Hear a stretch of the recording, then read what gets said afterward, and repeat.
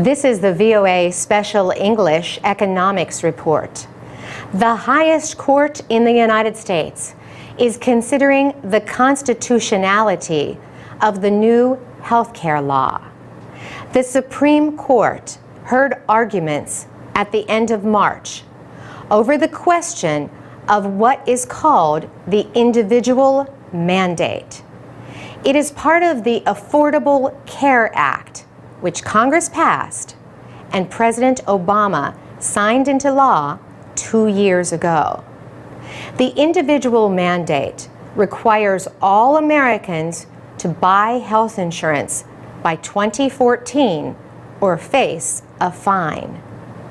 26 states and a group representing small businesses say the law is unconstitutional.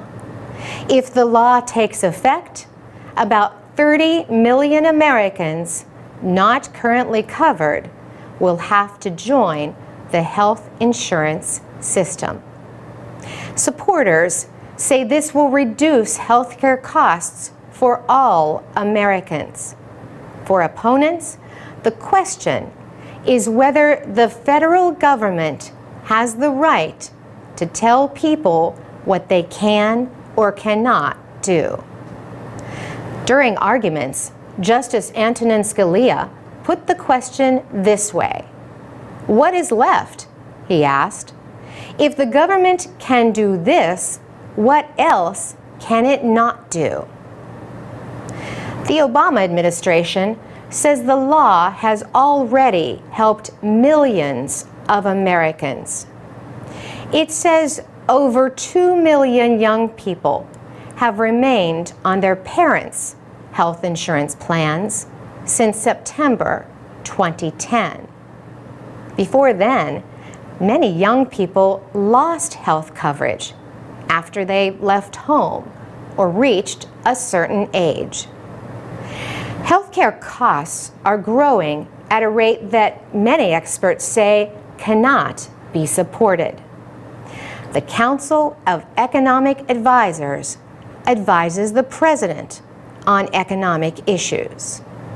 It warns that at the current growth rate, healthcare spending will be responsible for 34% of the economy by 2040.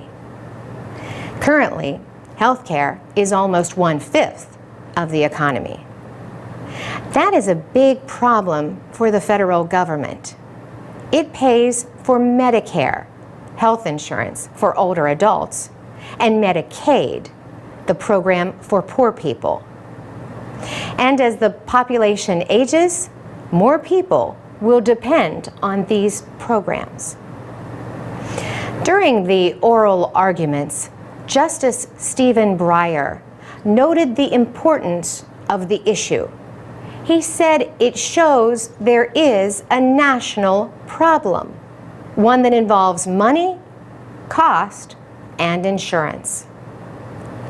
The High Court is expected to rule on the individual mandate in June, but the effects of the ruling are expected to influence healthcare policy for years to come.